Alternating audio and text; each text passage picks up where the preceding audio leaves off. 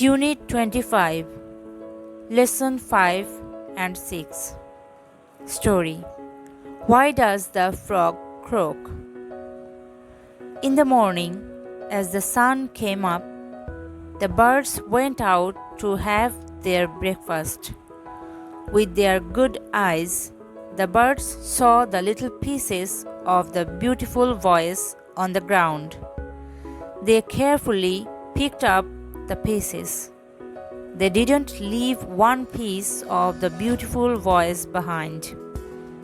That afternoon, the animals finally woke up.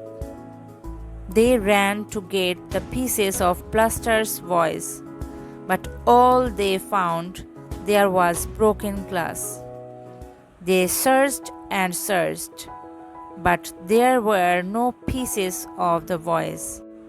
Then suddenly they heard a beautiful song coming from the trees. Bluster's voice was coming from the trees. They looked up and saw the birds singing. And to this day, the birds sing with Bluster's beautiful voice, and Bluster and all the other frogs can only say croak, croak.